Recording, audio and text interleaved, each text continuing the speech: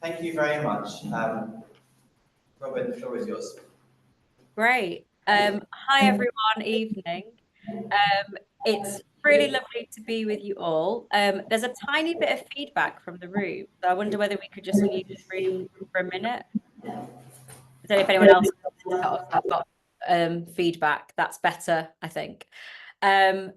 I'm delighted to be here. I can see loads of familiar and lovely faces, and I'm sure there are those in the room, but I can't see you. So hopefully I'll get a little look at you all later. So as Joseph said, I'm going to start by grounding us in the text, the Exodus narrative. But before we get there, I feel in my body that we are far from a time of liberation. I'm particularly talking from my body as a woman and as a Jew and as a human being on this earth. Each day, and I'm sure I'm not alone, I'm imbibing image after image of harm and pain. Just recently, I've seen videos of veiled women singing from their homes in Afghanistan as they're forbidden to take to the streets or talk in public. Pictures of children's bodies from the war in Israel and Gaza, starving babies in Sudan and Afghanistan. And closer at home, I wonder where I best belong Jewishly, and whether our institutions can survive the time we are in. I'm finding it hard to sleep and to find hope. As the foundational liberation theologian Gustavo Gutierrez taught, theology should be grounded in and responding to the reality of the premature and unjust death of many people. And it's this reality to which I'm talking from, both before us on our TV screens, but also within the Torah itself. The unanswered cries of both today and from within the Exodus narrative resound, and I cannot continue to ignore them.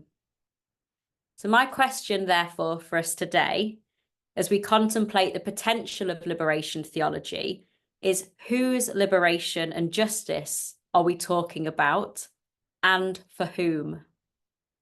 So I'm going to focus on the Exodus narrative as it appears in the Torah. And I choose to do this because I read texts and the world Jewishly. This text is ours, and it forms the basis of the construction of liberation theology, for the Israelites were liberated. And as a progressive Jew, I'm used to proudly talking and teaching that, just as we were strangers in Egypt, we must not oppress strangers. But if we ignore the harm in the very text we say is one of justice and redemption from slavery, will that freedom ever be just? The poet and thinker Adrian Rich, one of my favourites, wrote, "The maps that they gave us are out of date." Hi, Anna. The maps that they gave us are out of date. Given the fatal flaws in the foundational liberation narrative, which I'm going to unpack for us, I'm asking, can new paths be forged? And which paths do we now know lead us astray? Liberation theology, a Christian movement which, uncomfortably for us here, understands salvation and liberation to reside in Christ, has two principles which it shares with feminist theology. And those are the two I'm going to explore. It's the foregrounding of human experience, which is where we began, and the necessity always to be working towards anti-domination, anti-hierarchy, and anti-oppression. So there are three moments in the Exodus narrative which need to be interrogated according to these principles, if we truly want to create a new Jewish liberative reading of our texts towards a new ideology or theology, which is different to theology and foregrounds and the feminine. So the first moment, the master narrative of the Exodus story is just that. It's a narrative of masters.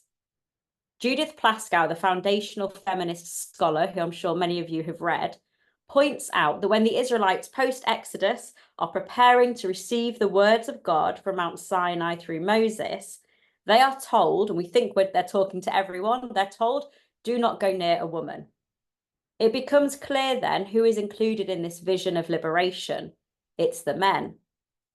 Whilst women begin the Exodus narrative in full force across race, class, and ethnic divides, they are ultimately concerned with and rewarded in being complicit in sustaining this androcentric, patriarchal, and world of domination. The women's gaze, Pharaoh's daughter, mother, is all on the subject of Moses. And once their task is done, they disappear from the text. And then we read of the bromance between God and Yahweh, the God of Exodus. There are so many unseen and disregarded people in this so-called liberation story and in the stories of freedom that we hear today. So in this first moment, by recognizing whose justice is not included in the liberation narrative, we can truly start to build a liberation theology or theology that starts with the marginalized and politically vulnerable. The second moment, at Exodus 12:30, we read the following words. There was a loud cry in Egypt, for there was no house where there was not someone dead. This is after the killing of the Egyptian firstborn. And despite later commentaries, here, the death of the Egyptians simply serves to underscore God's might. There's no voice saying, which happens in later rabbinic teachings, and I'm sure we know, do not celebrate, God says, when my children are drowning. In the Torah, instead, we're told to celebrate this moment as a festival to God, which we continue to do. So whilst the cry of Moses as a baby is heard by Pharaoh's daughter, the cries of the Israelites by God, the cries of the Egyptians remain unheard. Whose cries are we ignoring today? Whose stories do we need to hear? What grief needs to be lamented in order to break open a new order by this first step of teshuvah, of repentance and repair? The last moment. The God of the Exodus narrative is angry, violent, and embodies the worst construction of masculinity. And as the scholar Mary Daly said and wrote, if God is male, then male is God. In this unholy world of the master narrative of Exodus, it's understood that there are winners and losers, us and them, allies and enemies, gods and idols. Moses, in some ways, shows us another type of masculinity, one where his body is weak, his voice unsure, his loves of non-Israelite women and maybe men, and so on. So perhaps it's through Moses that we can find our non-binary world, which is so needed today, away from us and them, gods and idols. Maybe too, in rejecting the warrior God of hosts, we can find the God or goddess crying across tribal lines for all those suffering and raging towards a world of equality. Christopher Rowland, when we're looking at God, a biblical scholar, he explains the liberation theology's concern is how can we speak of God in a world that is inhumane? My God does not demand the death of another or the lessening of their dignity. Surely the God of hosts that demands such rigors and ruthlessness must be rejected and a new divinity embraced. So to finish, until I think we can break the idol of how we read Torah, our foundational narrative, which continues to shape our Jewish worlds and which shaped liberation theology, we cannot form a new way forward. Mary Gray, who wrote a feminist critique of liberation theology, argued that we need a new awareness, a new academic discipline, a new culture and ethic, and a new spiritual quest. This new order will arise out of and against the master narrative demonstrated in the telling of this liberation story. So I'm arguing today that unless we heed the cries of all, foreground experiences of pain or reality, our reality, worship new gods and goddesses, and recognize the harm that's embedded within our Torah, the Exodus narrative, nothing on our streets or in our synagogues will truly ever change.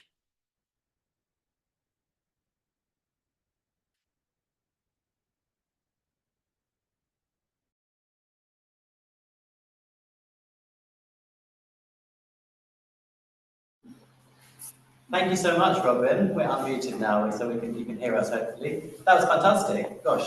Can I just ask what the etymology of theology and how that works? I don't like it. Oh, can you hear me okay? Great. I'm sure Judith is best placed at the exact etymology, but theology is about looking at, instead of theology with an A in the middle, is looking at divine matters through a feminine perspective, including feminism, but not limited to it. So it's a way of kind of foregrounding and opening up. But I'm not sure where thea comes from. We did talk about this, Judith, recently, but I can't remember. But that's what it means. What the word comes from, I'm not so sure. Just the Greek feminine, or just the thea. So it's just the feminine with thea. Okay. Just. Yeah. It is hugely. Yeah. Yeah. So we said you were okay to go next. So we said that what we would do is go in pairs. So we'll have another speaker now, and then we'll discuss both of those together. I hope that's acceptable. Even if it isn't, we're going to do that. Okay, that's not very anti-aggressive practice, but hopefully Thank you, Joseph, and I'm really glad to go after you, Rabbi Robyn, because I feel like I hope our 2 bits can be in conversation, and 2 of your quotes I'm going to try to bring in. You'll have to remind me who said them, because I think there's some real synergy here, because I'm going to speak about rabbinic literature as opposed, not in opposition to, but rather than Tanakh, as Rabbi Robyn brought, and specifically what is to my mind, and certainly to other scholars more august than me, what is the thesis or perhaps the aspiration of rabbinic literature? So arguably, rabbinic literature, and what we mean by this is the oral law, the stuff that isn't Torah Shabiktav, that was written after the Tanakh was canonized and closed somewhere after 0 CE. The rabbinic canon, which starts with the Mishnah and goes on arguably even up to now, basically argues perhaps that there are 2 main core concerns of its canon and why it exists. One is, how does Judaism survive in different contexts, especially the context in which the Mishnah came to be? We'll get into that. And how can justice be done? I'll say that again. So one is, how can Judaism survive in this different context that it found itself in? And then hopefully in all of the various contexts in which we thrive and struggle. And secondly, how can justice be done? And for the writers of that canon, I think those 2 were deeply intertwined. And why was this the foundational concern?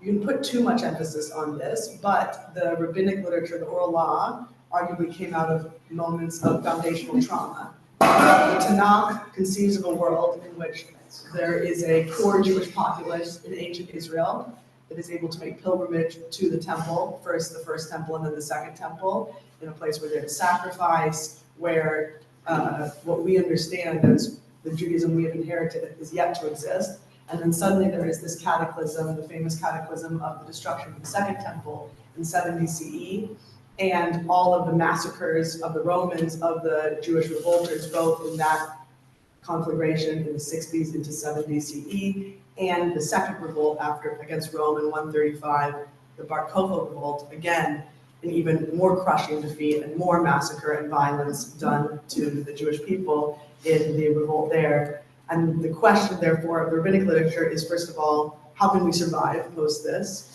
And how do we understand the scales of justice to be balanced in a world where it clearly seems they are not? And so I'm going to zoom us in on a Gemara that some of you will know, a sugya, a passage from the Talmud in Menachot 29b that I think is trying to answer these 2 questions. How do we survive in a different context? And how can justice be done in this world. In Menachot 29b, it's a very lovely scene setting where God is on Mount Sinai writing the Torah, naturally, and Moses comes up and approaches God and is wanting to receive the Torah from God in order to take it back down the mountain to where all the Jewish people, as Moses kind of intuits, are already going a bit awry. And as we know, as the audience building the golden calf, though Moses perhaps doesn't know that, he's on the mountaintop in great urgency and comes up to God, and God is writing the Torah, and not only writing the Torah, but bothering to put curlicues, it seems, on the top of the letters. And it's a moment that's supposed to make you laugh, because Moses literally says, God, what are you doing?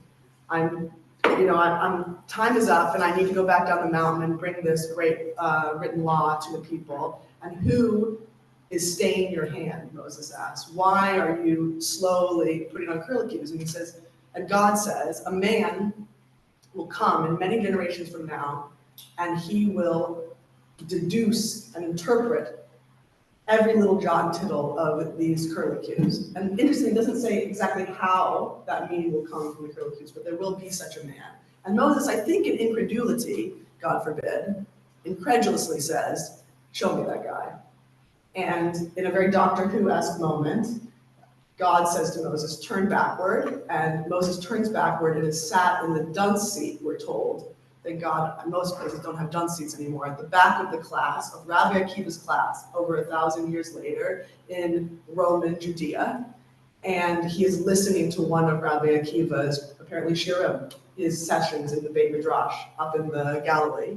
And understands, of course, not a word of what is being said, and gets more and more depressed, as we all have done as students in class, sort of nods off, has despair, goes through all the existential moments of terror and dread that entails. And then suddenly another student pipes up and says to Rabbi Akiva, where did you get this particular stuff, Rabbi Akiva, that you're teaching? And Rabbi Akiva, with a flourish, says, from the Torah that God gave to Moses on Mount Sinai.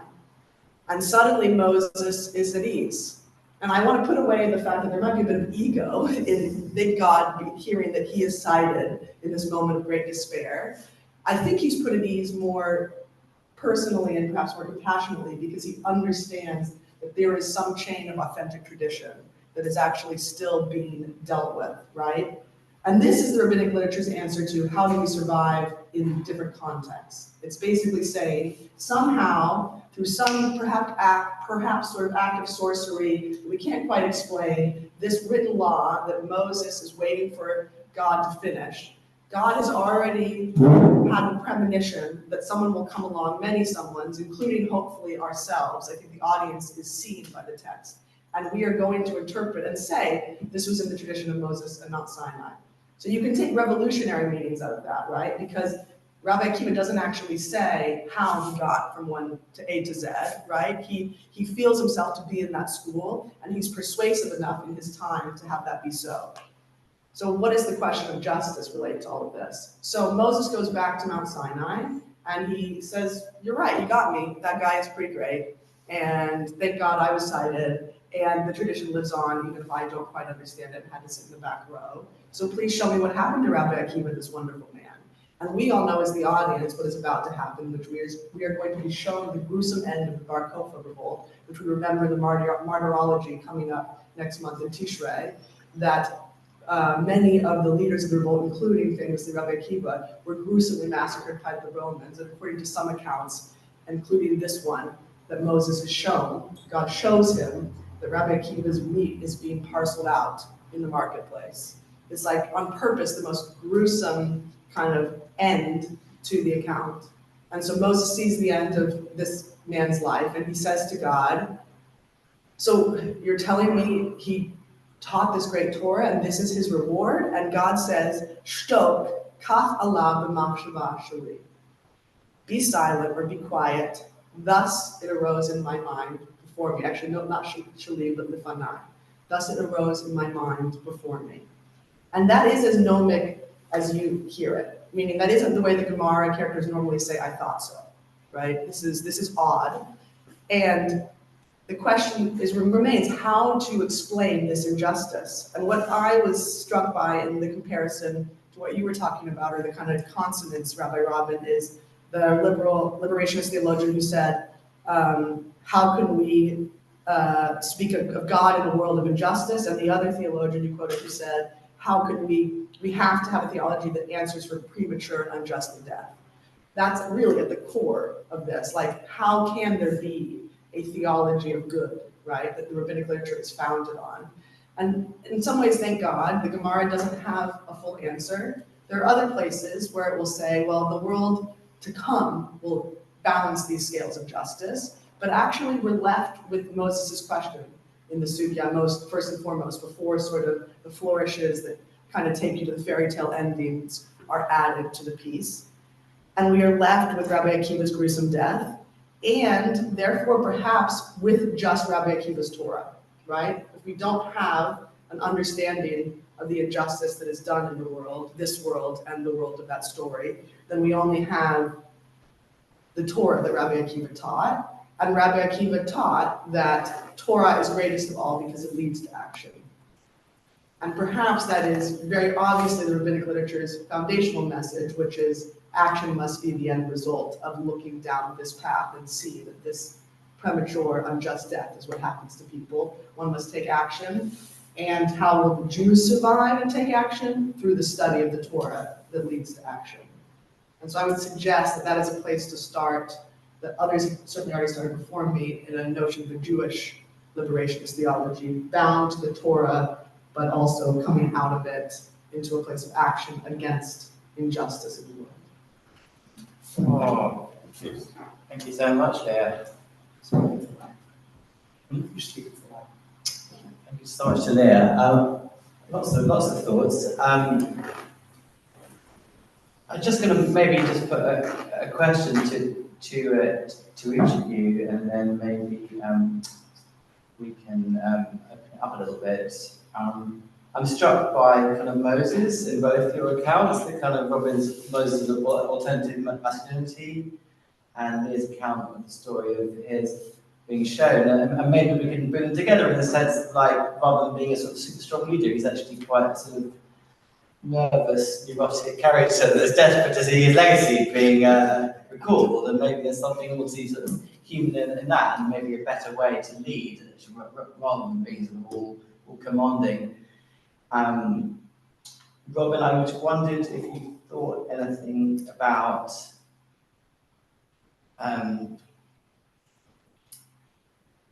Waltz's book, Exodus and Revolution, and this idea of the Exodus story as a kind of like the great inspiration for liberation movements across the globe, and then also the kind of long argument, debate he had with Edward Said over kind of the meaning of that, and in relation to colonization and the Joshua story, and kind of Said kind of draws his attention to that as they come out of Egypt, and they also, according to the text, not according to history, then colonize the land of Canaan. So kind of how that plays out. And we just wondered if you had any thoughts on either of those. Yeah. Thanks. Do you want to mute? There we go. Perfect. Thank you. Yeah, I think it's fascinating. So I'll probably start and just stay with Moses as well, because I think that he has some of the answers that we maybe need. There's some really interesting work at the moment about Mosaic masculinity and how Moses embodies a different, I think I mentioned, like, different construction of masculinity. And there's a great book by someone called Attius, which is A Woman Called Moses, a Prophet for Our Time. And what he looks at is how Moses, unlike Abraham, who his faith is kind of blind faith, kind of in some ways an extremist, and Joshua, who, as you mentioned, goes in to conquer and is about conquest, that the Judaism of Moses is much more unsure. It's full of doubt. It's full of faltering. He doesn't hold up to our now constructed ideals of what a strong leader looks at. And there's some really interesting text where God speaks to Moses, and it's in the feminine. So this writer has a lot of fun with that, to say that there is something about Moses that crosses boundaries in the way that we need someone who can be unsure and speak to the ambiguous world that we're living in at the moment, as opposed to giving us clear final answers. The other word that came up for me when you were talking about Ellis's work and Edward Said as well is the word hierarchy, which I only came across this year, and it's by another biblical scholar who, instead of talking about patriarchy, which is a world where men dominate, hierarchy makes sure that we also look at issues of race and class and ethnicity and gender and all different ways of that people are oppressed. And I think that's kind of what I was trying to get to in my talk, which we can also ask of rabbinic literature, is where are we thinking about all of these intersecting oppressions and how are we countering them as well? And I think part of liberation theology's problem and some of the critiques of it is that it doesn't always look at issues of gender, maybe of class, but maybe not of race. And if we're going to do any sort of new thinking as in this world as Jews, we have to be looking at all different types of oppression at all times. Who's not in the room, for example, with Akiva, Moses, who's not in the room or at the bottom of Mount Sinai being addressed. And I think that talks a little bit to that dialogue between Ellis and Said, but I will stop there.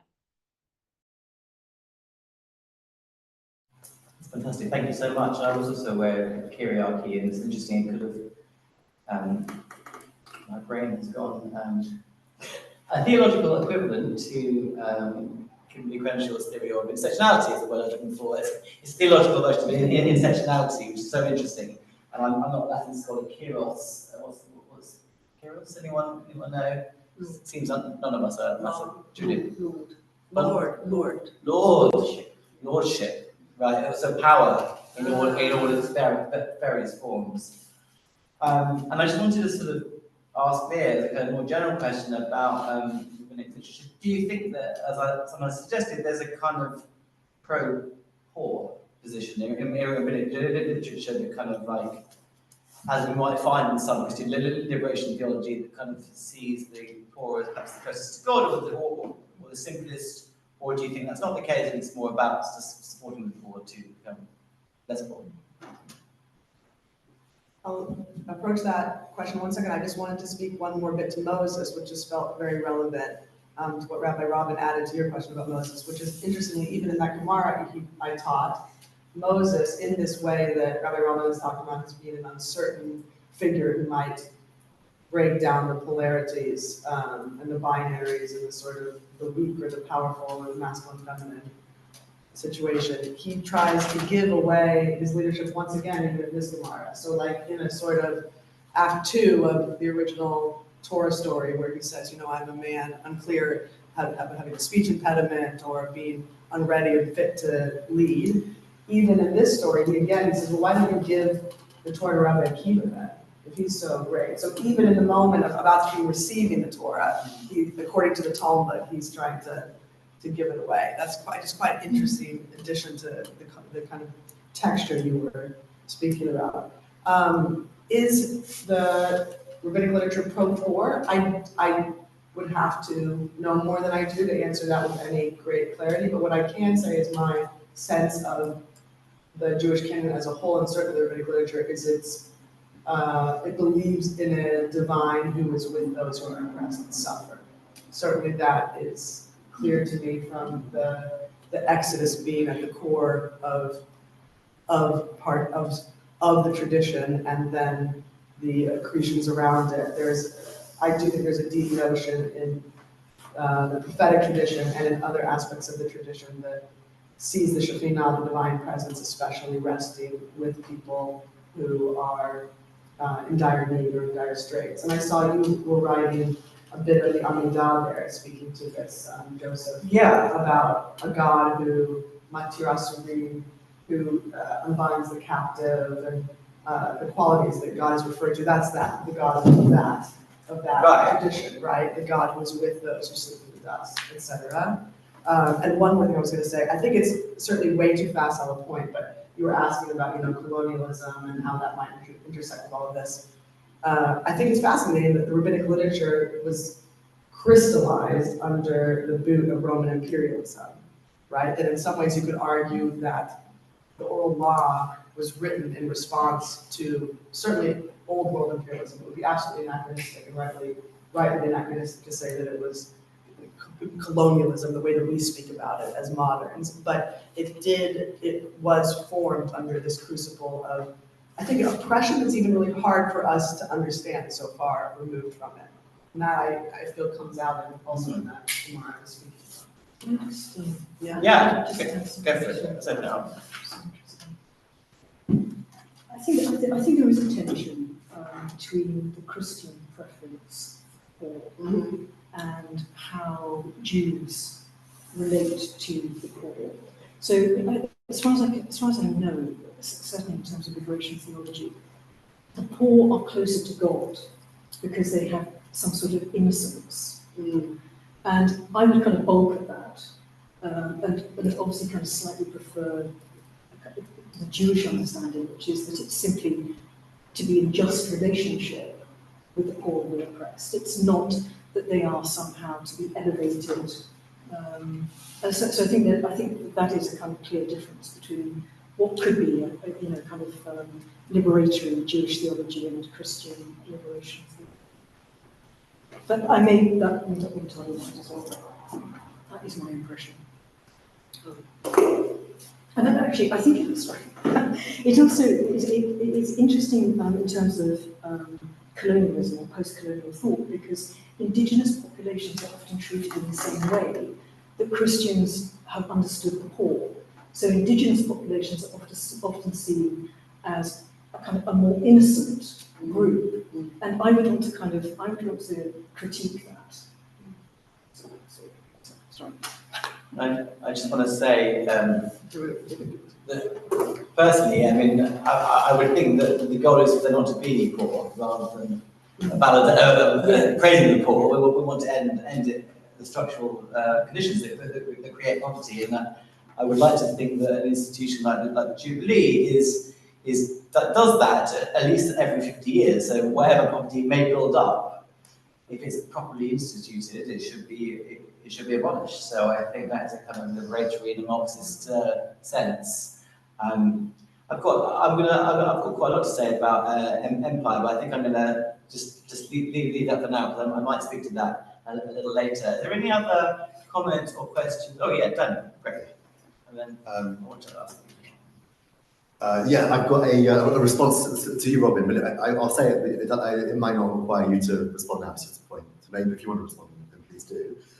So what I hear in what you're saying, so I'll just kind of go back to it, is that you're speaking of a divine that doesn't include the kind of like the God who is a warrior, like the Lord God of hosts who has an army. So that's why. Okay. Or certainly, I heard in what you were saying a real discomfort with the violence of the Exodus story.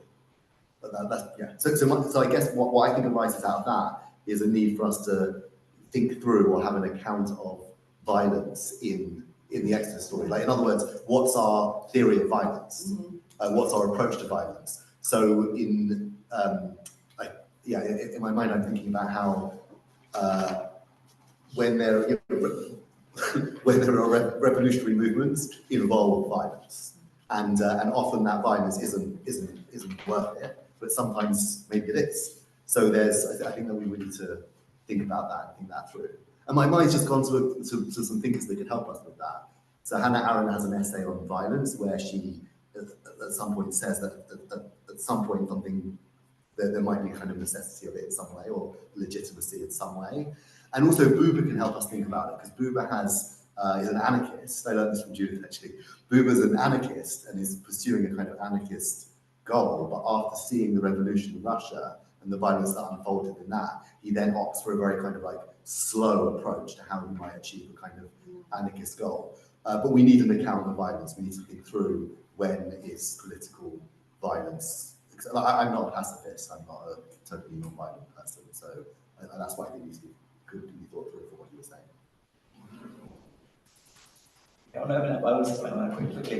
Just on violence, I mean, one figure that's become quite popular in recent years is Aaron Tamaris, who is a Lithuanian rabbi and a pacifist, and he was a Zionist, and then he ceases to be a Zionist because he sees it as a form of nationalism, and he's disgusted by the First World War and the bloodshed caused by nationalism, So he articulates a really interesting non-violent theology, which is coming translated, and it's out there. And I also think of the philosophy of Yoda, the Christian Mennonite theology in the 20th century, and he has an interesting dialogue with Rabbi Stephen Schwarzschild, who's a German Jewish rabbi who goes to the States, and Yoda wants to see, or sees, traditional Jewish communities as kind of living out the pacifistic life and living out sort of pure prophetic life, in contrast to the Constantine state. Okay, so I think that's kind of maybe coming from without, but there is a dialogue with Schwarzschild that kind of brings it within in an interesting way. Sorry, I just jumped in. I wanted to ask if anyone in the audience, both here or in Zoom, would like to ask or contribute anything based on what you said.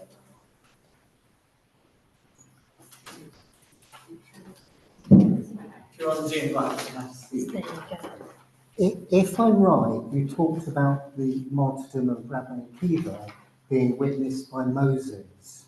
And I just wondered how the timeline of that actually works.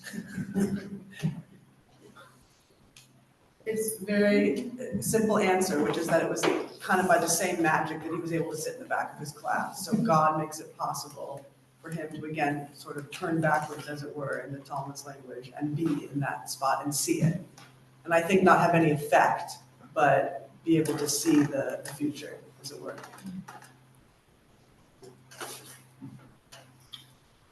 Is there anyone else that wants to add anything or say anything or ask anything on Zoom or in person at the stage? I can't see Zoom people. I might just hide the comments so we can actually go to gallery view perhaps. So has anybody... They can hear you, really, Joseph. Okay. Okay.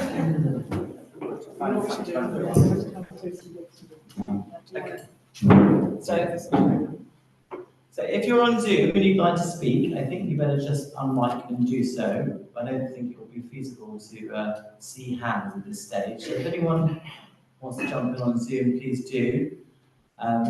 If not, I might go with Anthony, if that's okay. Sure. Good evening. Nice to be with you. Thank you to all who visited Mosaic for the first time from far afield. I'm going to start by speaking about a concept called karov l'malchut, which is a halachic concept found in a couple of sugyot in the Talmud. Initially in the context of a type of haircut called the komi, which is a Greek short-fringed haircut, which Jews should not be allowed to have because it made dark hair more, because we're not meant to have haircuts that make us look like non-Jews.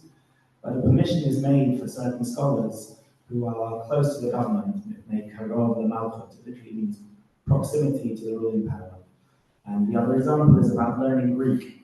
They don't want Jews to study Greek language or philosophy, but for Rabbi Gamliel, who's the Nasi, the exilarch, he can be close to power. So there's an exception that he and his family should study Greek philosophy, make karov l'malchut. And it's a halachic principle that's invoked fairly often today. Traditional Jews tend to keep a distance from churches. So if you see a chief rabbi on Shabbos morning at the coronation in Westminster Abbey, it may karov l'malchut because it's good for the Jews to be close to the ruling power. Or when Jared Kushner and Ivanka Trump went to rabbinic heter a permission to fly on Shabbat, karov l'malchut, it's good for the Jews to be close to the Trump White House. So one of the challenges for Jews in liberation theology, and speaking particularly from a halachic position, is that we have an age-old ambivalence towards power, that traditionally Jews have wanted to be quite close to power. And there are two particular reasons for that. I think one, Mark Ellis writes about in the book Joseph mentioned, that our intellectual forebears who were most radical tended to be wiped out. So there's an extent to which we are the heirs of a tradition of collaborationists or accommodationists. That it is our ancestors who felt it was good for the Jews to have proximity to power, who bequeath us our traditions. The second learned from Yeshayahu Leibovich, who believes strongly that Jewish literature is almost never concerned with utopic social conditions. Jewish literature almost always meets the world as it finds it and tries to regulate it. So when the Torah has regulations about slavery, it's not necessarily because slavery is inherent in an ideal Torah society, but rather because the Torah is written for a society with slaves and it's concerned to regulate it.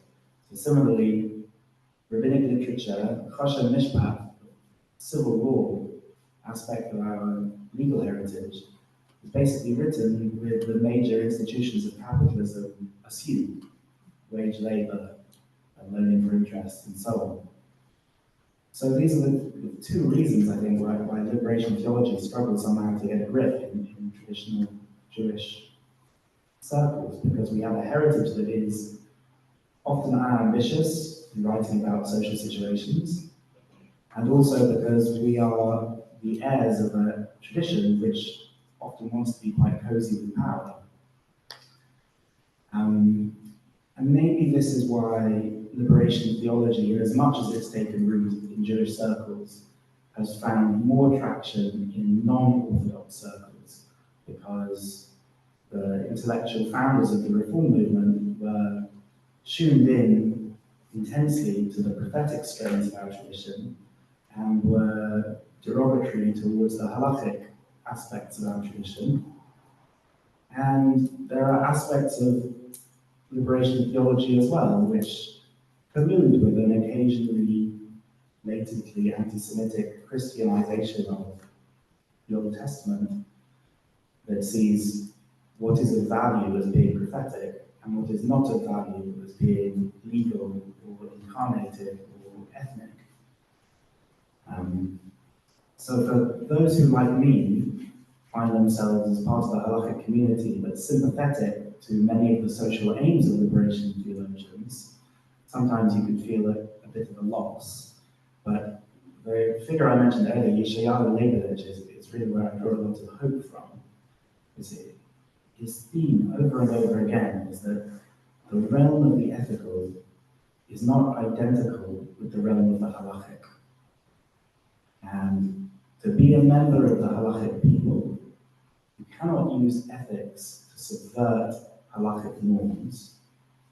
But equally, if you are frequently setting up pseudo-halachic ideals and they are compelling you to subvert ethical norms, then it's likely that you've lapsed into the territory of idolatry, the idolatry of ethnicity, of nation state, or of land. So he is, from within the halachic tradition, the most trenchant critic of occupation in particular. So I suppose my discomfort with liberation theology's versions of Judaism, which sometimes say there's no halakha, it's all nevuah, it's all about prophecy. There's also something to reintroduce to halachic communities, which, as I described in relation to the Kushnas, are often very close to forces in society which are inimical to the goals of liberation theology. But there's something that liberation theology has to bring to halachic Judaism, is to remember that for all that Judaism is not only prophecy, it's also halakha. By the same token, Judaism is not reducible to halachic conformity. It is also nevuah. This is also a gemara, that if we are not prophets, we are at least the children of prophets. So that's the role I see liberation theology taking, is that there are movements in the halachic world. The halachic left is one, small M&E in Israel is another, which are thirsting for prophetic content in their Judaism, that experience Judaism as empty of ethical prophetic urgency. And this, I think, liberation theology has to offer. That was great, Anthony. I recognise a bit of Daniel Boyarin as well in there, perhaps in the critique of certain Christian approaches to successionism.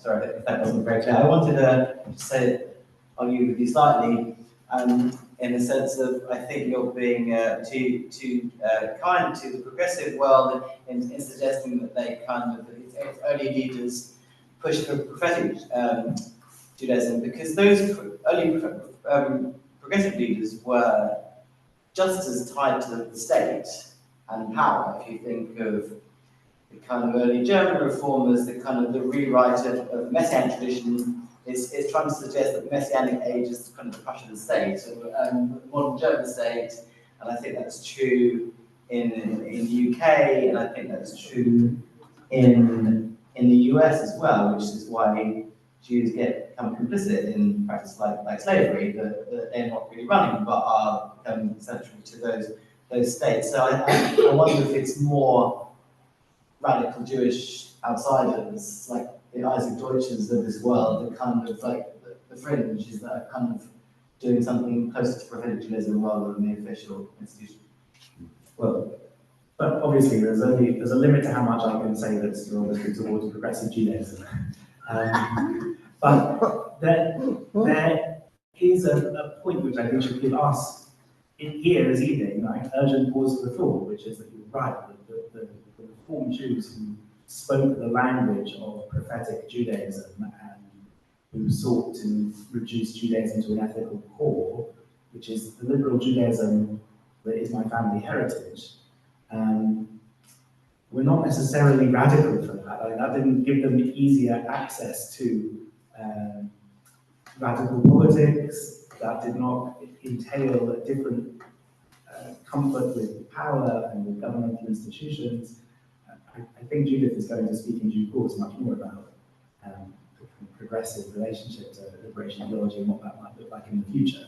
But yes, your note of skepticism is reasonable. I think the point, in a sense, that you're making, actually, is that the ethical is not necessarily political. So you can have a progressive community that makes or takes the ethical turn, but it doesn't make it politically radical. And I think that's a mistake that, in a sense, the postmodern Jewish community has made too, that it abandoned a sense of utopic politics and embraced the ethical. And the ethical is mostly ideal and personal, not social. And that's why liberal Judaism particularly kind of comes unstuck when it's faced, when it has to confront political dilemmas. I think. Could you say what when you say the postmodern Jewish community, what that is? Okay. So just for people online, we had a question: what is the postmodern Jewish community? That's a huge question, but it is obviously, in terms of kind of linearity, it is the community that comes after modernity, and modernity in terms of the Jewish community and other communities as well, are communities that create what are called meta-narratives. They create large explanatory stories which kind of cover every base with I suppose, the corruption of explanatory meta-narratives post First World War, Second World War, and Shoah, post-modernity, which abandoned the large stories because they didn't explain anything in terms of the reality of what the modern world had been through, then take a turn towards the personal and the particularistic, or the micro-narrative. And that's the context, in a sense, that we are in, but we're also now coming out of that and into a slight void. Is that? Sorry, yeah, there's a bit of a brief. Yeah, maybe Judith should go next and do a statistic, but has anyone got anything they want to come in before that point? And I've got lots of thoughts, but I think I'm going to yeah, why don't you go now? Yeah, I appreciate the honesty that bringing the kind of calm thoughtfulness. I've been doing a lot of thinking recently about, as I often do, about my ex-favourite philosopher from Rosenberg. And he has this idea of Jews as the kind of like eternal revelation of the Son. and the rays of light in Christianity. So he has a theology of Judaism and Christianity combined. And I don't think we would want to do that kind of thing anymore, because it's up to Christians to work out their theology for themselves and Jews to do their theology for themselves. It's not up to Jews to tell Christians what their theology is, although it is a fun thing to do. I say that from experience. But what I'm interested in is taking that idea from Rosenberg of the sun and the rays to kind of like internal to the Jewish community. And I've begun thinking about the kind of Closer, Daniel, they're saying. Yeah. Everybody has to like breathe into Okay, it. I've begun thinking about kind of halachic Judaism as, well, I've begun thinking about the Jewish community as like a big system. And by the Jewish community as a big system, I'm going to make a slight caveat around that. There's a dispute that you can trace back to the Talmud between Jews who think that there's a decline in the generations, and every generation we know less and less after Sinai, and Jews who think that there's like revelation happening possibly at every moment. So, and so I would say within the world of Jews who are kind of in the second camp, like I think that the Torah continues, that there's possibility of I can't remember what that position is called, but Maimonides held that kind of position. As I look at the Jewish community, basically Haredim, decline of generations people, and I see a lot of people in halachic Jewish communities as not part of kind of generations, but part. I don't know if I'm making this distinction very well. Basically, if we leave out Jews who are totally wedded to the idea that there is a decline of the generations, and so there, I don't even know, I don't have a response to them, but I see myself as in a system with progressive Jews and halachic Jews who are kind of within a paradigm of thinking there can still be some kind of innovation. And within that, I really recognize the need, just like on an institutional level, so like, I don't know, people like Leah and myself, who are progressive rabbis in the liberal reform movement, we've been to, I don't know, study at Adar or Pardes or conservative yeshiva institutions within the halachic Jewish world, and we kind of like need them in order to like go do, like we're in a system with them. So I'm interested in what Anthony was saying about the idea of a halachic Judaism that struggle or can't do a kind of liberation theology or struggles with it, and that being a system with other Jews who are really committed to kind of trying to think through a liberation theology, and the two being in relationship to one another, a bit like how Rosenzweig thought about Jews and Christians being in relationship to one another. So that's my kind of like vision for a Jewish world, and I felt really compelled by how you differentiated kind of halachic Jewish approach to this. Can we come back? Sure.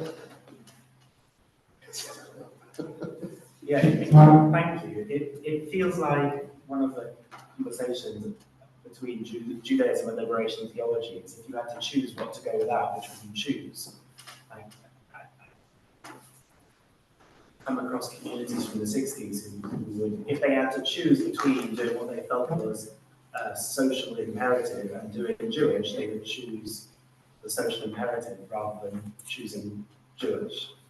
And I think that's the difficulty that halachic communities are in, as you say. Outside of that world, it can be hard to find what to hold on to in Jewish terms. And I think traditional and halachic Jewish communities are rightly anxious that leaning into a prophetic tradition or an urgent ethical social framework for their Judaism will lead to dilution, because we haven't found a good way to make theology and halachic praxis and Jewish continuity speak to each other. But I quite like that idea of a system where we all rely on each other. So if we want to have, if I want to have my mezuzah written, then currently I lack the infrastructure in the UK to have that entire, well, actually mezuzah is not a great example, but if I want kosher meat, then I lack the infrastructure to do that without depending on the Haredi community. But it's also fair to say that if the halachic community wants their Judaism not only to be colonial pots and pans Judaism, maybe they have something to gain from the existence of other communities that are maybe doing Jewish differently, but it might be doing theology better. And that's a conversation which I think should be fruitful, because I do get the sense that people who find their Judaism dry are crying out for that prophetic content. They want to feel that being Jewish can mean something in terms of making the world a better place that's not just lip service and gestures, which our community's done quite well at. Yeah, I think we should go to Judith now. Oh, yeah, Isaac. I think Do you want to speak? I just won't repeat it back, or unless you want to come up. It's up to you. It's up to you. I'm worried about this. But right close to your mouth. You're going on. Here, wait, you can stand up. That way you don't have to be offended. Yeah, I feel like I actually really disagree with the binary that I feel like you started over to in the last 2 minutes, obviously. And I feel like it didn't feel like what you were trying to say to me anyway, because you were talking about people who reject this sort of, you were talking about the sort of liberation, you talked, I didn't use that language, but as in, you were talking about him, talking about how if your halakha is straying far from your ethics, then something's gone wrong. And I think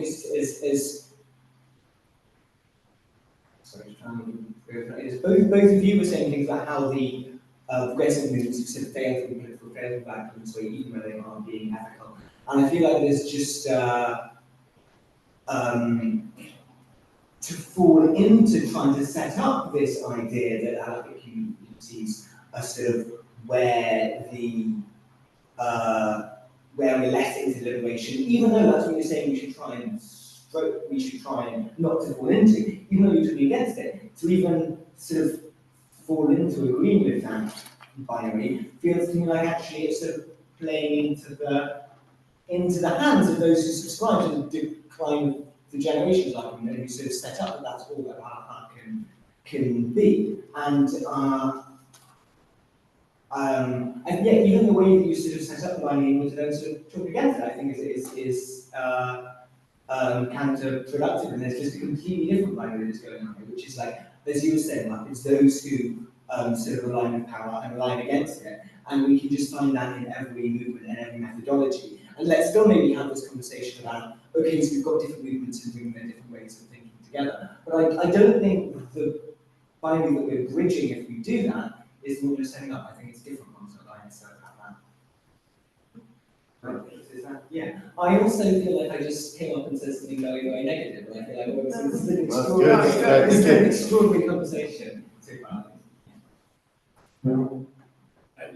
Point well made, thank you. I guess I partly want to deal with facts on the ground, and I absolutely don't think that it's a necessary binary between those who do halakha well and those who do theology well.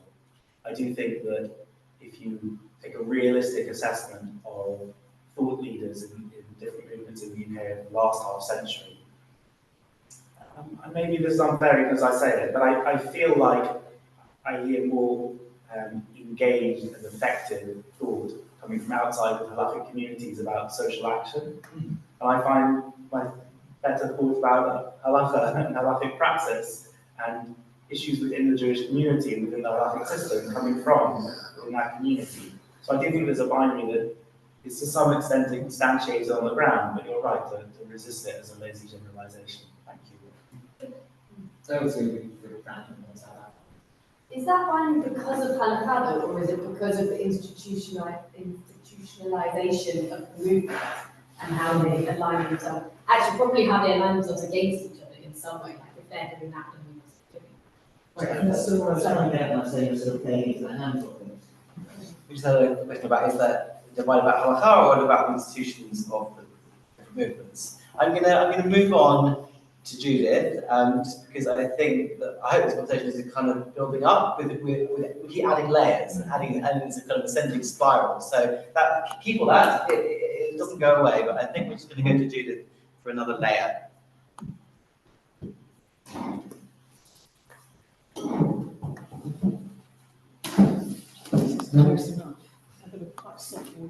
So can people on Zoom here just for a bit? Anybody here? Let's see. Try and smack a bit louder. Keep it loud. Let's see what they say. It is a bit louder for the room as well. Okay. Well, I think something I need to I just can't quite figure it. Oh, we can hear. They're saying we can hear. Excellent. Great. Good. So, I was going to say, in many respects, but maybe only some respects, I'm going to be the manifestation of that somewhat awful liberal Jew at the other end of the table, at the other side of the binary. And here I am, in true liberal Jewish style. What I'm going to share probably won't have any Torah content or any reference to Talmud, and certainly not to halakha. So there we go. But in the spirit of friendliness, not in the spirit of hostility. So far. So far. Yes. I think this is actually, what I want to share is quite specific to a context that the progressive movements find themselves in at the moment, which is the unholy merger between Reform Judaism and Liberal Judaism. And so my comments are kind of born out of this specific context. And through a discussion I've been having with colleagues, liberal rabbis, about how on earth liberal Judaism is going to survive a merger, that any of its identity will have some kind of continuity when it's, I don't know, sort of living in the house of Reform Judaism, so to speak. So I came up with a notion, a kind of fun notion really to start with, but now I'm taking it more seriously. And it's really in response to some of the lovely things that I've been doing over the summer, which is that I'm aware now that a lot of really interesting thinking is taking place within some kind of forum that you could describe as kind of left halakha. And I thought, okay, well, I'm not really into halakha, so, okay, left bit's fine. But maybe I could do the same with Haskalah. So maybe we could, as liberal Jews, reinvent a kind of left Haskalah. And the Haskalah, for those of you who are not so familiar with the terminology, was the Jewish version of the modern Enlightenment. And liberal Judaism is pretty much kind of up to its ears in modern Enlightenment thinking. And that's become kind of problematic recently because Enlightenment thought, and particularly the liberatory narratives that come out of Enlightenment, because the Enlightenment was supposed to be a driver of the liberation of the Jewish community, amongst others. These narratives have collapsed for the reason that I gave a minute ago, which is the reality, the pressure of the horrors of 2 world wars and the Shoah. So nobody could understand why on earth Enlightenment philosophy that put great store on how we must be universalistic, how we must be rational, that there will be equality and autonomy, patently wasn't borne out during the 2 world war clashes. And as a consequence of that, the liberatory narratives attached to modern Enlightenment thought, which liberal Jews are, feeling very uncomfortable in up until now, is the collapse of Marxism, universalism, and pretty much liberalism as well, which we're now seeing at the moment. So, what are liberal Jews to do? We're in a sort of in a collapsing pack of cards. So this is where this notion of, okay, well, let's get hold of Haskalah again. Let's revisit Enlightenment thinking and put a new spin on it. So this is what I'm going to try and do. Now, the reason why I think that we need something like a new Haskalah is because modern thinking and its Enlightenment tropes don't really work for us today, because for some of the reasons that I've outlined. But neither does the particularistic, fragmentary, and I would call kind of retrotopic politics of postmodernity working for us either. Theologies of postmodernity don't really liberate, I think, for at least 2 reasons, but there are probably very many more. One is that postmodernity has understood the retrieval of truth and notions of liberty and justice as located in the past. So postmodernity is this odd thing which is kind of futural, but it's futural because it retrieves the pre-modern. And the pre-modern is the holder of truth, not the modern.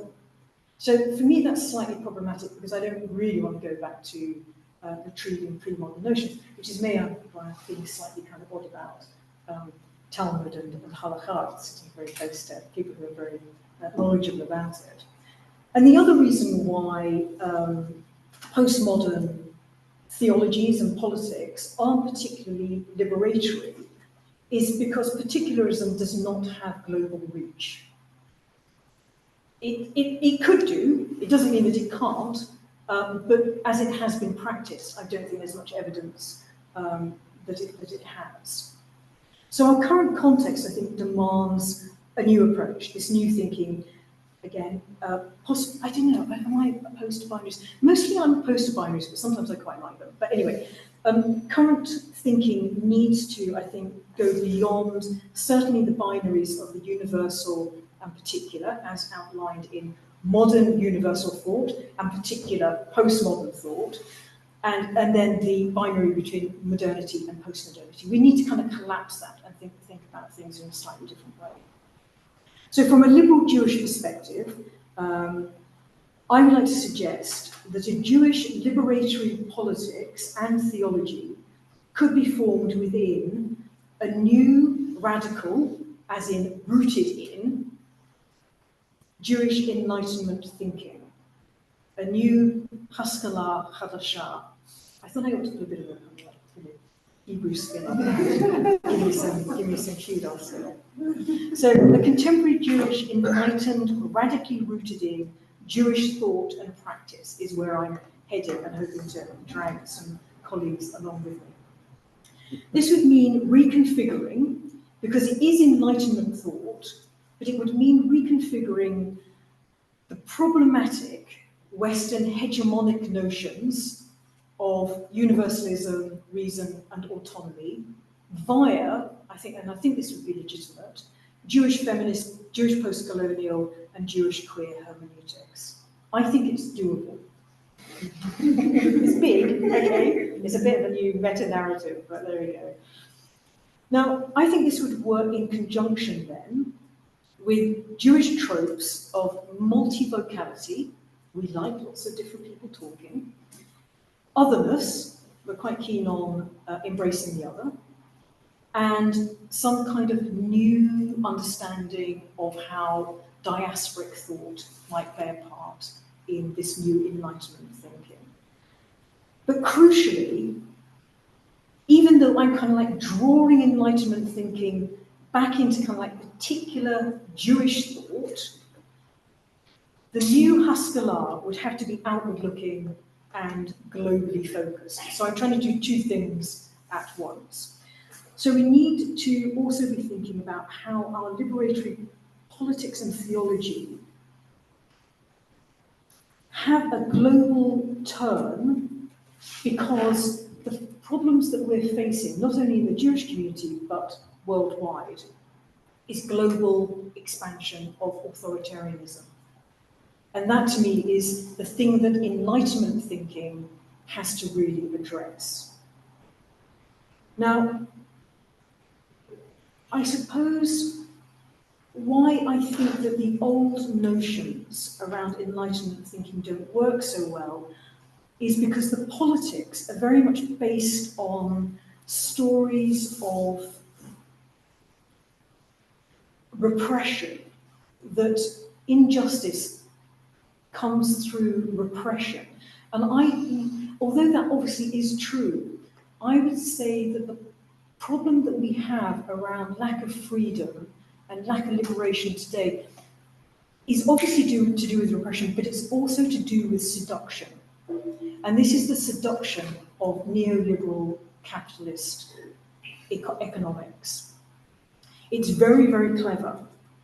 And I think in this sense, Marx was right when he said that oppressive power preserves itself not through repression, because that's actually really time-consuming and takes up a lot of energy on the part of the repressors. What they really want us to do is to repress ourselves. And that comes through seductive thinking. And of course, what we all know at the moment is that we have become our own master and slave in terms of commodifying our lives. Everything in our lives now are commodified, and it's all based on, well, not all based, but I'm being over the top here, but it's very much based in consumption. And that is the seduction, that somehow we're to liberate ourselves and be part of, helping other people to be liberated from this seduction. That's what we have to understand, that we are our own repressors. So that's a big part of my new Haskalah Hadashah. Now, one of the issues that we also have, and why I'm keen on kind of like enlightenment thought, is because we don't really get it. I know we're all nodding, we're a kind of small elite group in here who kind of understand the drift. But mostly, and this is not pejorative in any sense, we're all caught up in this huge kind of deception. And the big problem that we have at the moment is a kind of mass credulity. We are like incredibly naive about what's being done to us, which is why we have become our own worst enemy, I think. And I would say the ignorance, which is what Enlightenment thinking wants to kind of undermine, ignorance and liberation are mutually exclusive. So we need to kind of crack the credulity and ignorance that we find kind of all around us. So the work of Haskalah Hadashah, I think, would understand this, and it would enable some kind of critical knowledge to be a part of the tool of liberation in a credulous and kind of post-truth world. There we go. True to form, no mention of Torah, and no Talmudic references.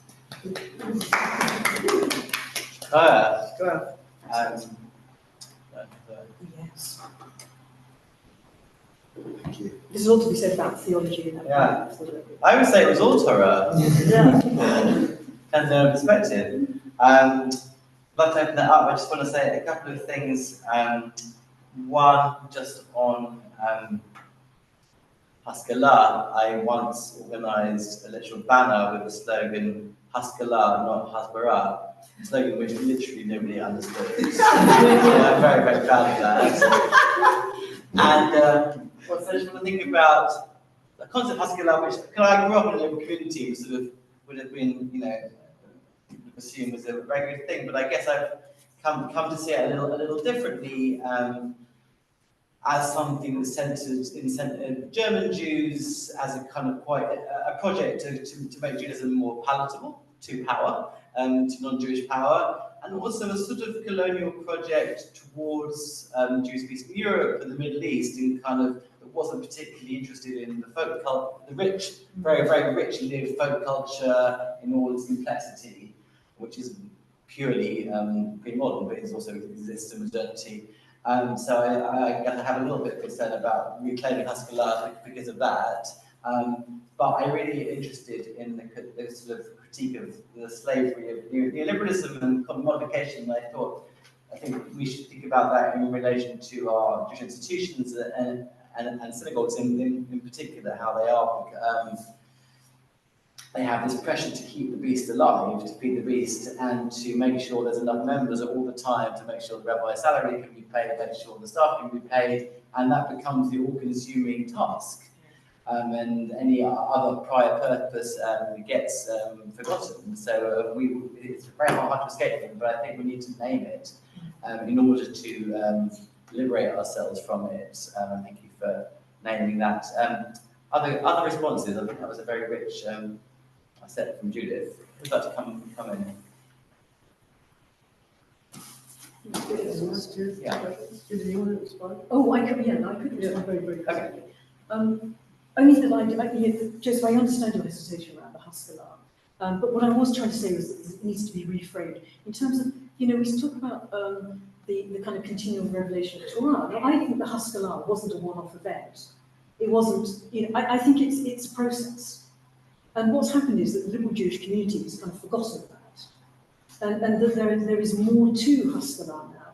If it's in dialogue with, as I say, kind of queer post-colonial thought, we can talk about universalism. In fact, Daniel and I were talking universalism. And what was it?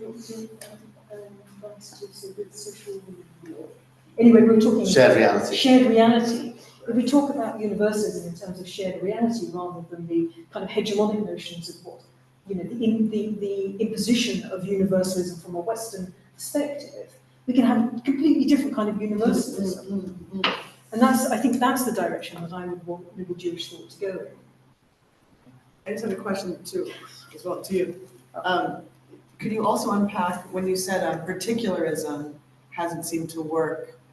It could do, but can you unpack that? I just didn't follow really what I wanted to.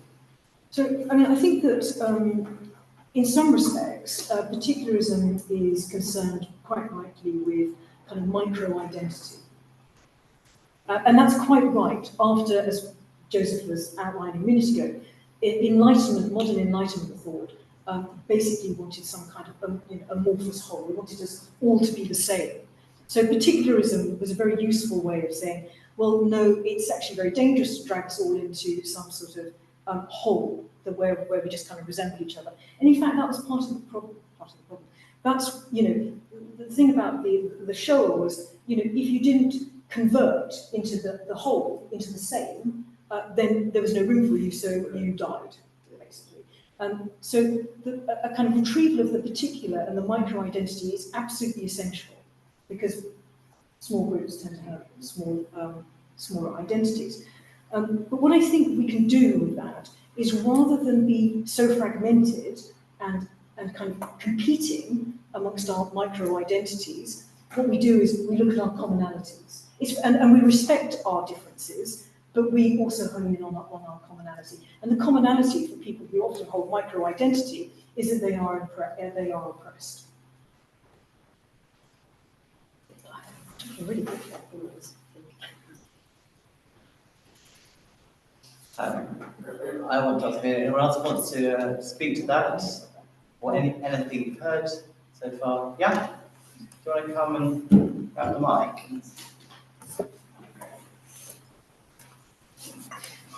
I have a question for you about the sort of link between Halacha and liberation. I always ask, is there any sort of possible way to characterize the idea of Mashiach as a very theology for Orthodox? Like the idea that we're going to Mashiach kind of being more peaceful and all that kind of stuff. Is there any room to those ideas to be fashioned?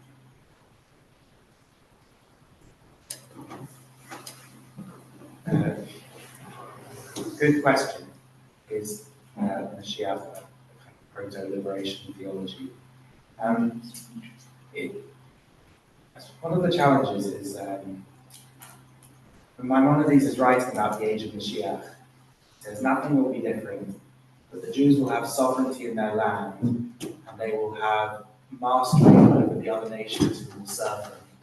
And so when I walk in Jerusalem on the Shabbos morning, there's like a Filipino social club of carers outside the synagogue.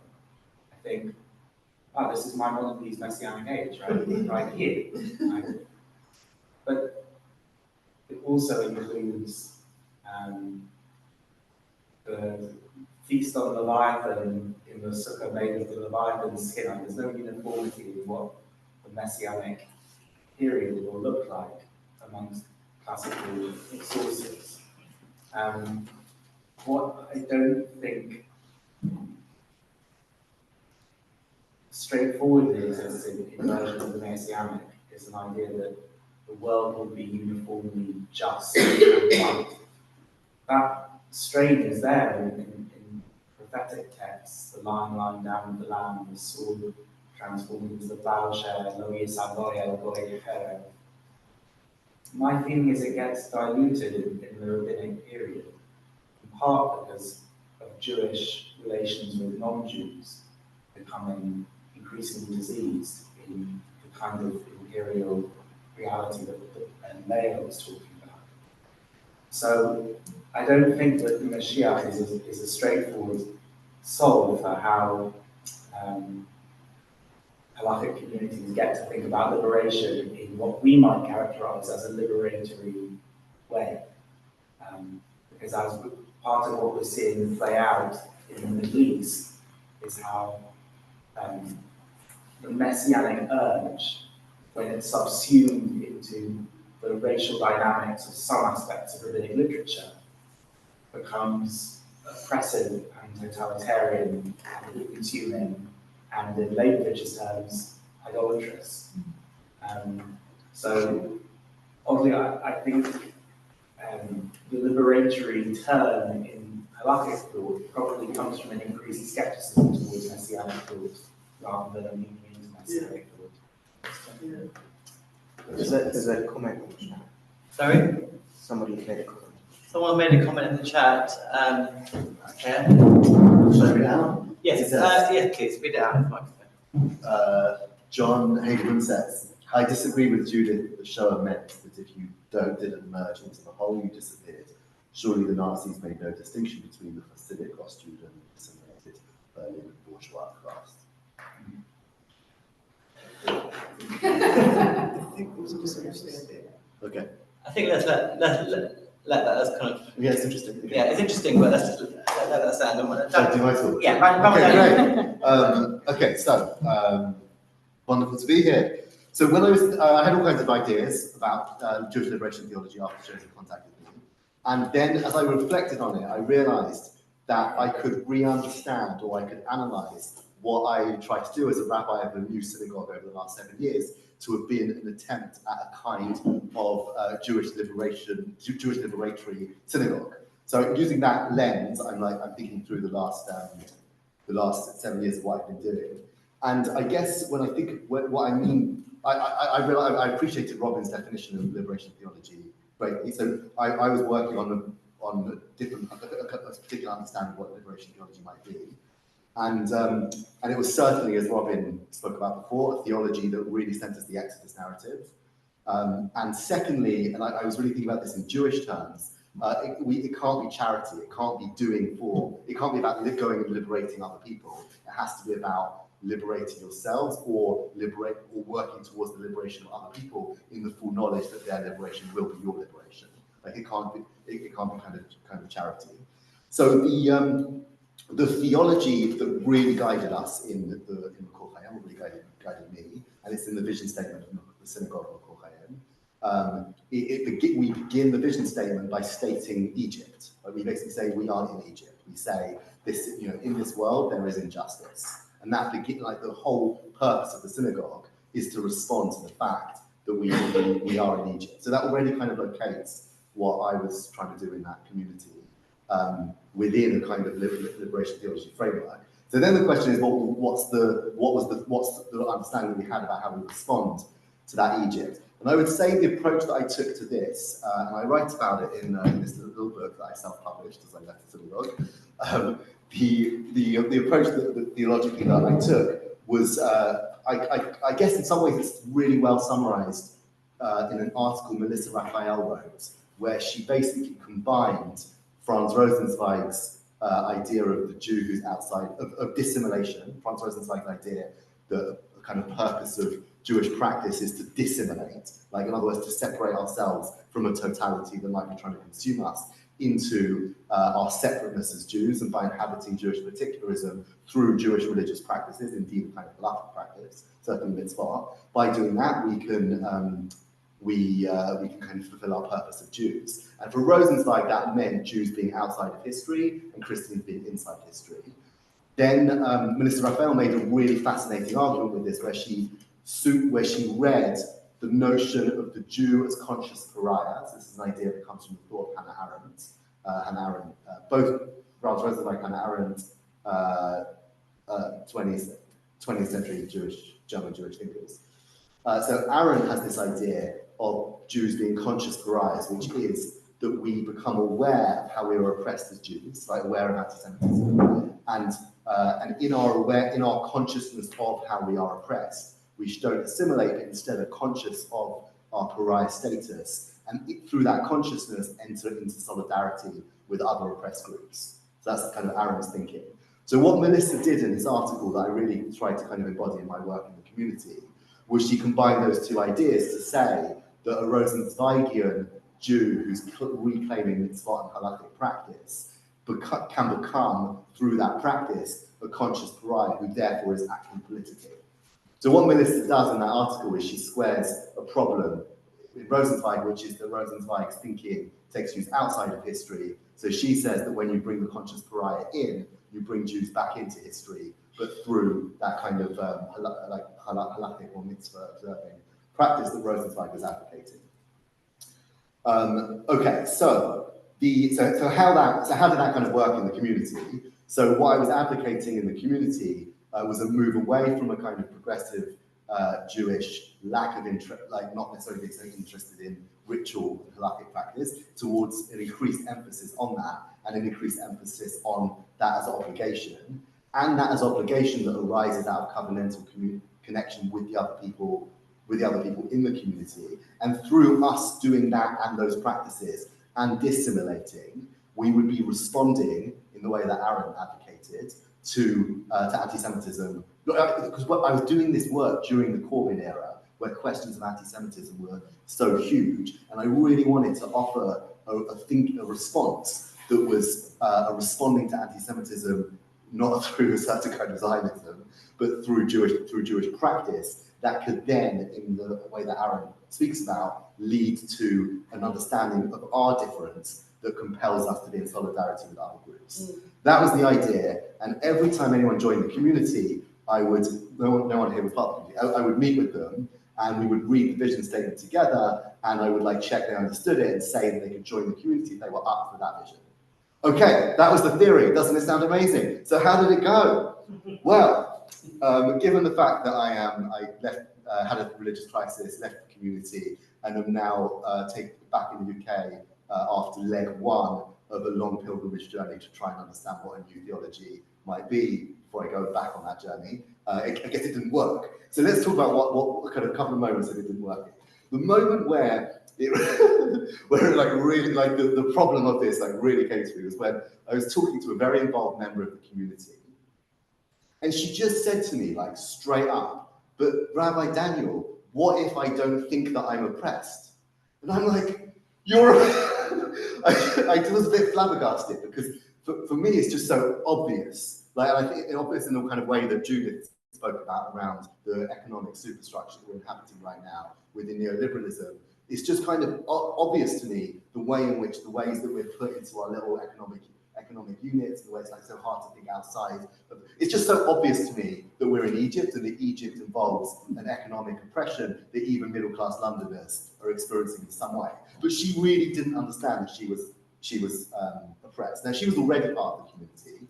But I had my one-to-one introduction meeting with someone else who was joining the community, who also didn't think that she was oppressed. And in the back of my mind, I was thinking, well, wouldn't it be great if I was rabbi of a community where I could actually say, well, it seems like this community is not for you. But she was living in the local area, and I just didn't feel, we needed more members. I didn't feel that I could say that. So instead, I just felt a bit sad.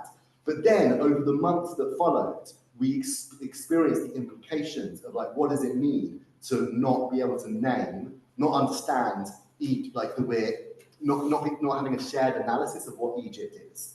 So if you don't collectively as a community have a shared understanding, or at least a studying towards a shared understanding of what Egypt is, in other words, a political analysis of the structures of oppression that we're inhabiting, if you lack that shared understanding, or shared attempt to arrive at that understanding, then how can you possibly move towards any kind of liberation as a group of people together?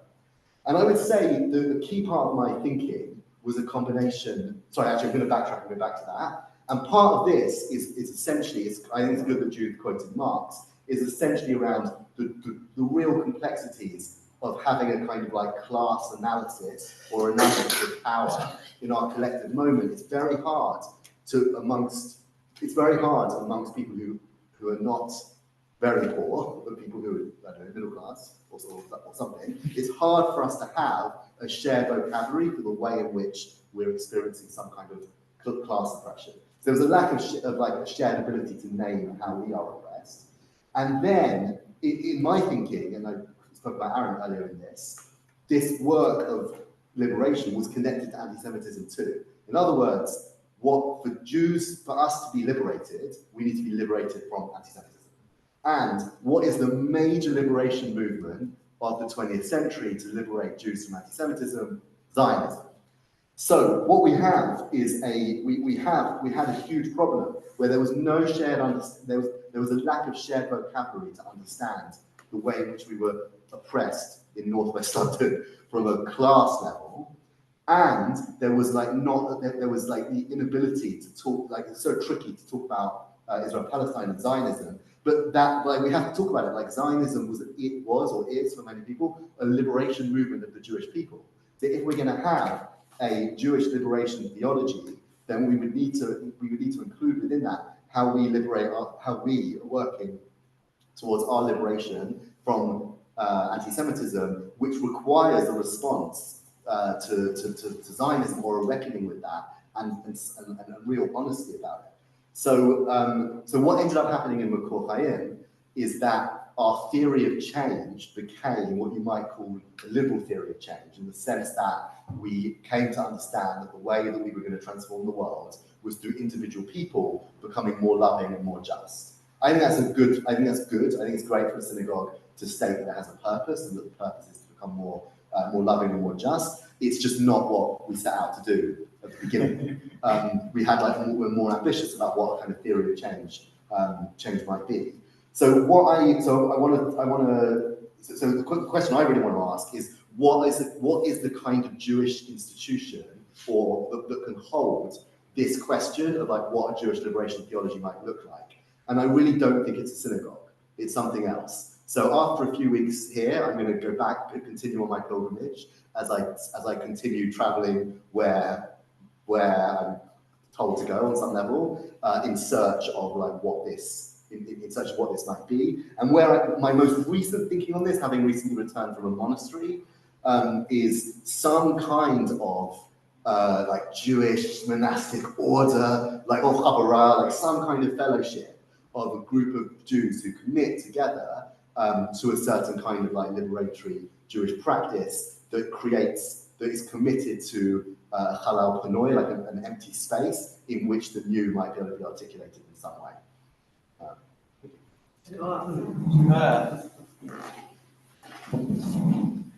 Daniel's idea sounds a bit like my time in the Revolutionary Communist Party. I was part of the vanguardist movement. But I don't know whether vanguards work anymore. But the maths doesn't work, I guess. Yeah, I'm going to say something first. You. Thank you so much, Daniel. Really fantastic. So much to think about. I just want to think a little bit about, well, I kind of want to speak in defense of your congregants and would-be congregants who didn't feel oppressed, because I think that's perfectly reasonable. And I'm not sure I would say that I'm oppressed either. We may have different definitions of what that might mean. And I suppose your congregants were coming with a certain socioeconomic idea that if one has a certain standard of living, one doesn't see oneself as oppressed. And I remember, because I think there's similarity with the language of London Citizens uses in their organising, and I remember sort of them talking about self-interest, the idea being trying to get people not to do charity, but also to work out what would benefit them as well, the people they're trying to help. And I remember someone saying to me, look, if I ask that question in my shul, what's self-interest, everyone's going to say parking, which is not the answer London Citizens want you to give. So I wonder if there's like different ways of framing the question, like what about your area, your community, your world is not quite as it could be? Like, what can you imagine could be different? What kind of dreams do you have? What possibilities do you think maybe might open up a different conversation? I just wonder if that's a possibility. The oppression thing may work for some, but maybe isn't universally successful. I just kind of wanted to share in your frustration, but also to say that I think it's something that I'm finding frustrating in this conversation, is that presumably lots of people have come to the room and have come into Jewish communities more broadly because they were attracted at some point, at some level, by some kind of let's change and save the world idea. And it will frustrated and in pain the fact that we haven't found the vehicles or the language to do it, and are in search of it. And I wonder whether your presentation might give us a way in just the last 15 minutes or so before this extremely long usually comes to a close. I'd be really interested to know how people feel about that, or what the future actually is.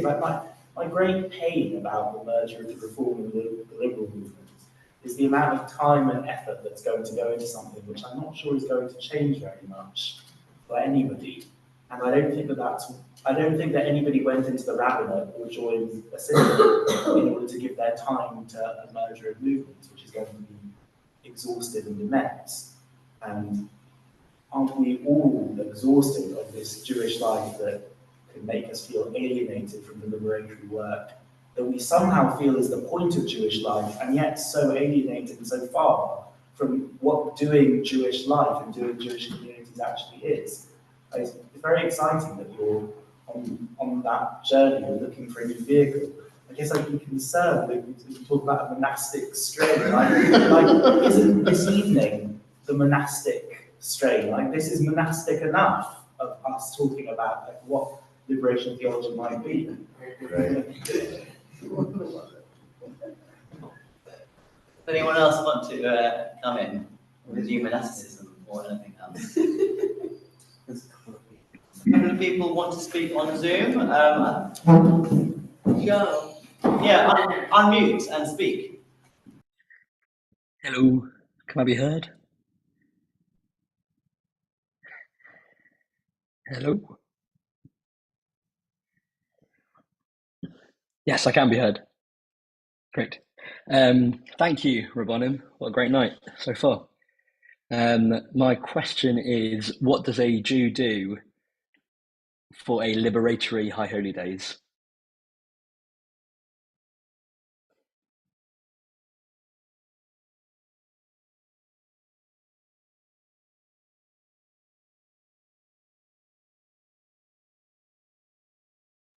You need to unmute the room. We can't hear you.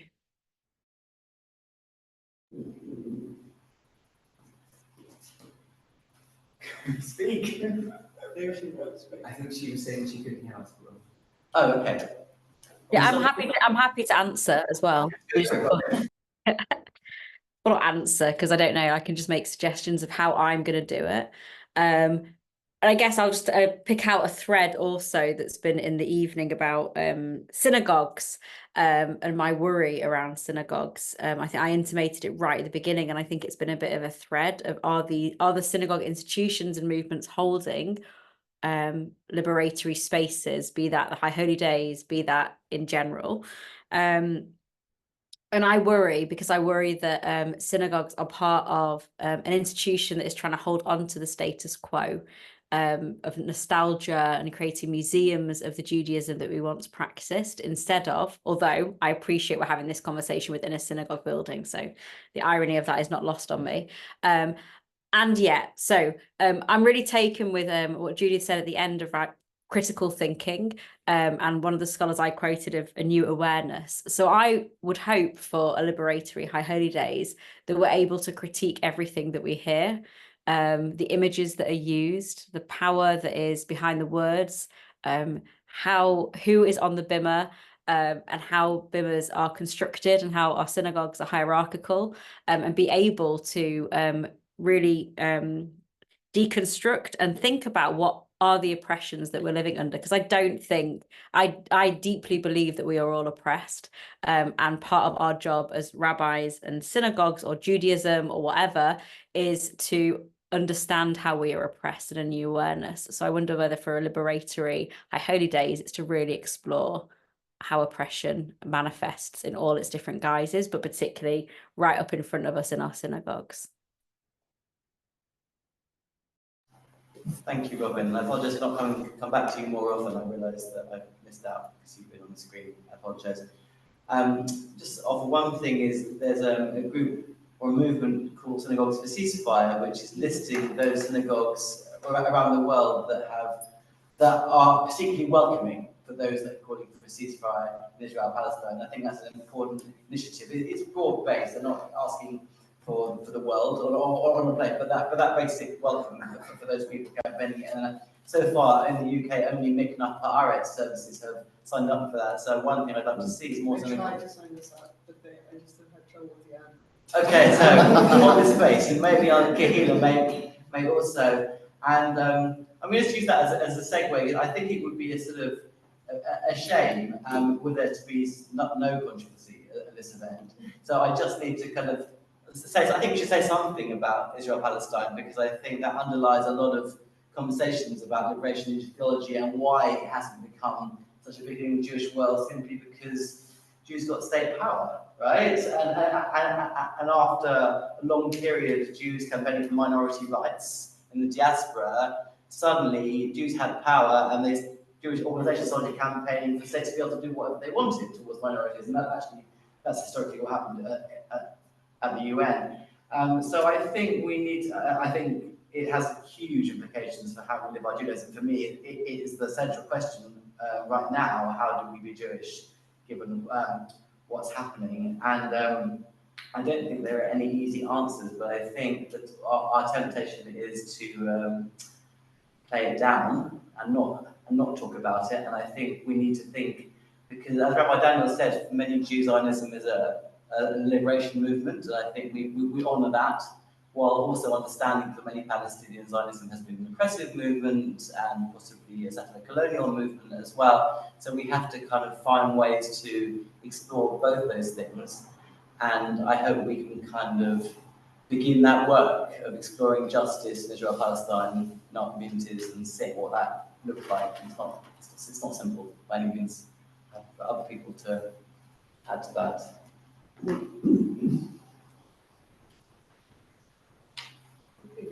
Have I just ended on? Okay. Sorry, I didn't mean to shut down the conversation, but I do. If we are ending, I want to just. One of those kind of remarkable things. When I posted this on Facebook, someone got in touch with me, some Israeli organisers, and they said, "We'd love you to tell people about our NGO, which we founded, called Clean Shelter, which is constructing sanitary infrastructure, toilets, community structures in camps in Gaza, and purchasing and delivering clean drinking water to displaced communities there." And that seems an important thing.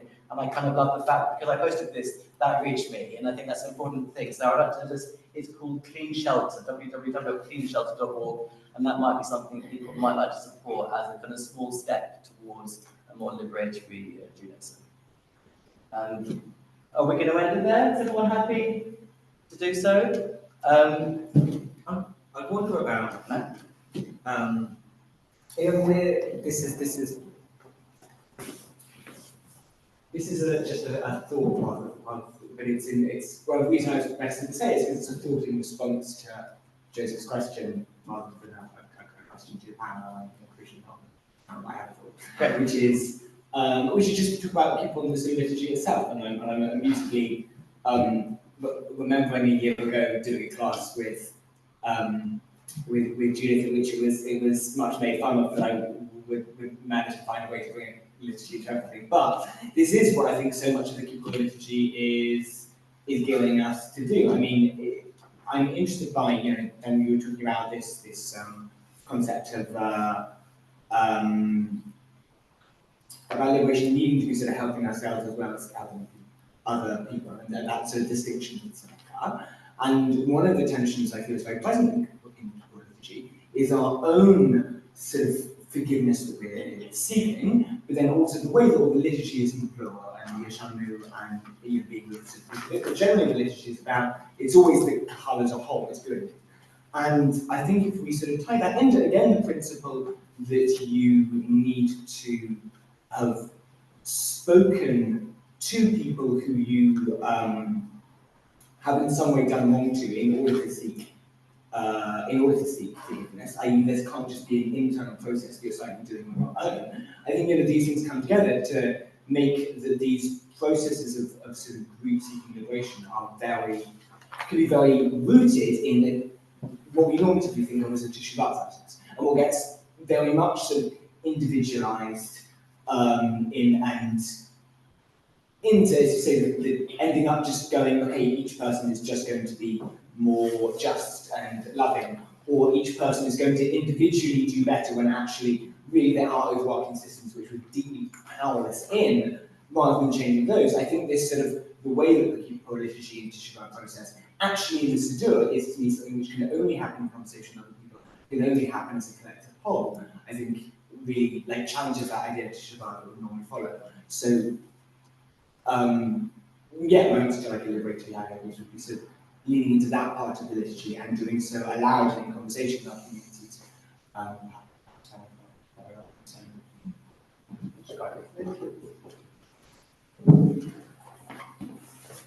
Yeah, thank you, Isaac. I think that draws different threads. It draws the thread both about nationalism, but also about neoliberalism and kind of individualization, which comes out of that, and then kind of resisting that, and doing things collectively, the things that are appropriate to do collectively. Does anyone else want to conclude or add anything else? I've got some. Oh, Robin. Okay, you get the last contribution, Robin. Yay. Yeah. Yeah, thank you so much. Don't forget. I've been thinking about the notion of even closer, Robin.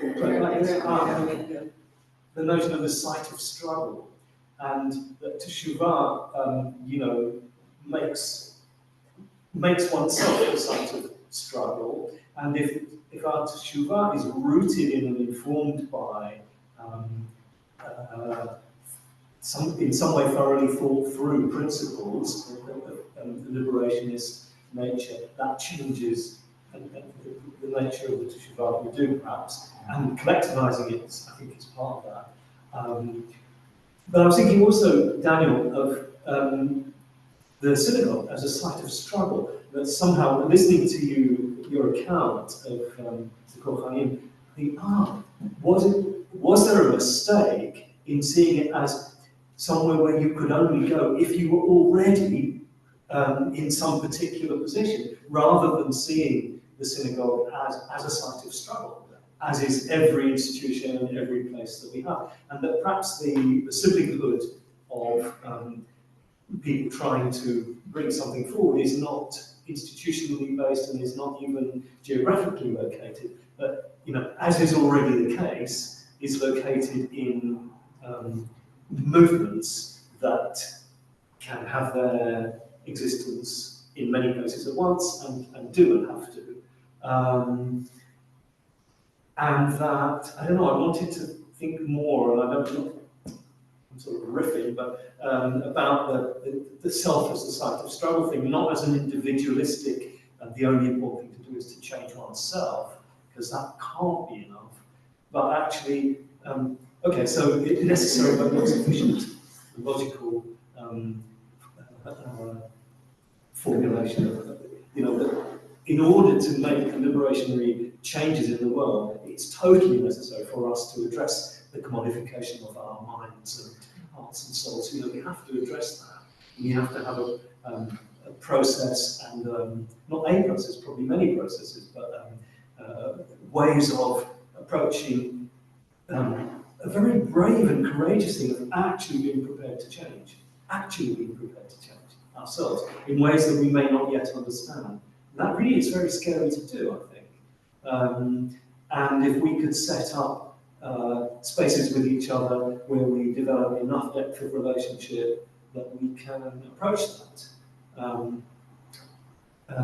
Perhaps that's as far as my mind can go right now. Great, thank you. Thank you so much. We'll end it there, but I would just say that Judith suggested that maybe vanguards were over, but I suggested tonight we are the vanguard of Jewish liberation theology, doing the good work. And thank you so much for everyone who's here in person, everyone who's Zoom, especially people who spoke. Thank you so much. We can